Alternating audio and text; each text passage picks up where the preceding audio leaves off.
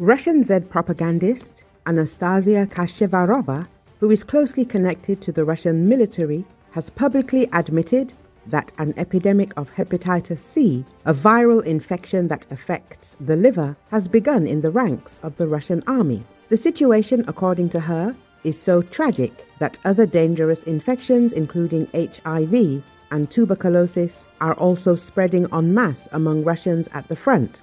And all this against the backdrop of the continuing replenishment of the army, with prisoners and marginalized people recruited through accelerated mobilization schemes. There is currently an epidemic of hepatitis C in the army. Hepatitis does not manifest itself immediately. Not only fellow soldiers are at risk, but also loved ones and relatives when a soldier is on leave at home. Kashevarova warns on her Telegram channel. According to her, the Russian army lacks not only treatment, but even basic prevention. Soldiers with hepatitis and HIV continue to serve on an equal basis with everyone else, ending up in the same trenches, on the same operating tables, transmitting viruses through wounds and blood transfusions. There is no treatment in the army. No one registers anyone, writes Kashevarova. She pays special attention to how not only sick people, but also deliberately marginal groups end up in the combat zone. Former prisoners, drug addicts, representatives of criminal communities. In some units, according to her data, drugs are circulating en masse, leading to new infections. Civilians should really think about the threat of an epidemic of socially dangerous diseases, writes Kashevarova. All this creates not only a threat to combat capability. Soldiers weakened by illnesses cannot fight effectively, but also poses a real sanitary threat to all of Russia. The infected return home, carry viruses to the hinterland, and transmit them to their families and others. Against this background, the Kremlin's usual statement about the secondary army of the world looks especially comical. In practice, this is an army without an elementary medical system, without taking into account the infected, with an epidemic inside. Furthermore, the Russian military is suffering an epidemic of tuberculosis among soldiers who have served in the war in Ukraine. Local media have reported. The Moscow Times said a likely reason for the outbreak is the recruitment of prisoners to serve at the front. Tuberculosis is widespread in prison.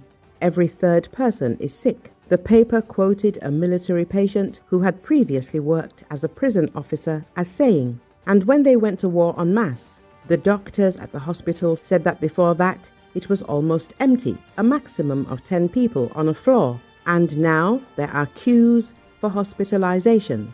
There are not enough beds."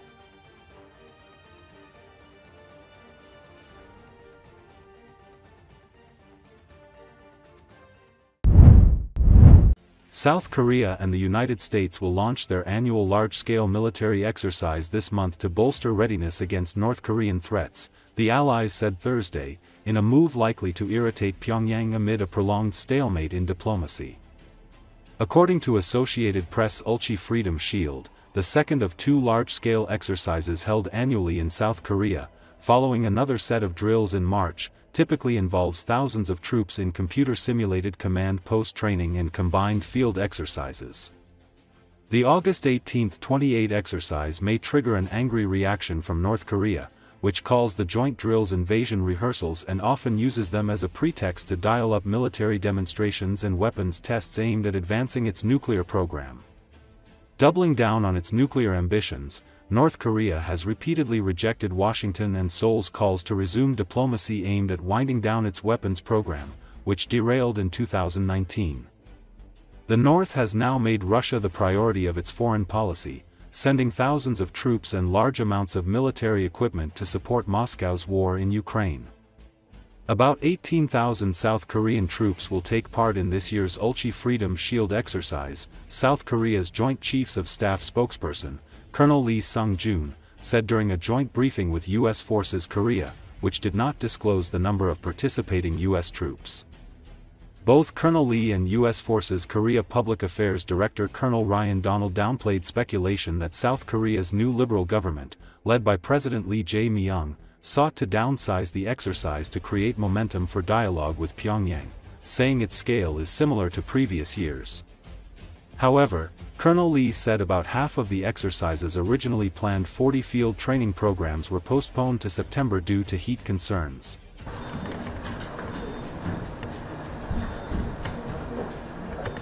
한미는 연합방위태세 확립을 위해 8월 18일부터 28일까지 UFS 연습을 시행하기로 하였습니다.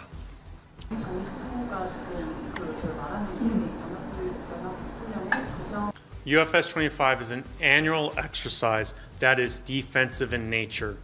By incorporating realistic threats, lessons learned from recent conflicts, it will serve as an opportunity to further strengthen the alliance's readiness and capabilities through combined, joint, all-domain operations.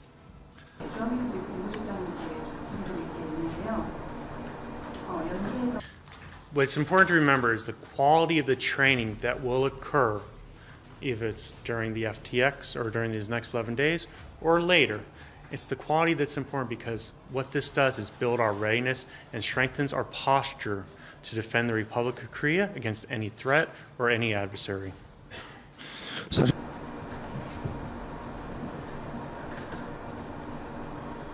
다만 극심한 폭염에 따른 훈련 여건의 보장, 연중 균형된 연합방위태세 유지 등 다양한 요소들을 종합적으로 검토한 후 한미 간 긴밀한 협의를 통해 일부 훈련을 다음 달로 조정하여 시행하기로 하였습니다.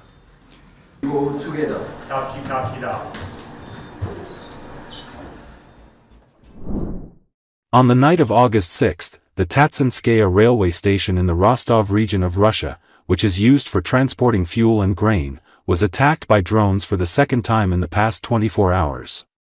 Ukrainian kamikaze drones struck the railway station as cargo tanks were parked. As a result, several explosions and fires occurred.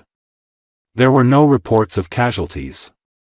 According to reports, the incident caused delays in the movement of trains. An oil depot in the Bryansk region of Russia was also attacked by Ukrainian drones. Local residents said that the attack began around 5 a.m. and that multiple explosions occurred at 10 a.m. A fire is said to have broken out in the area where the drones fell.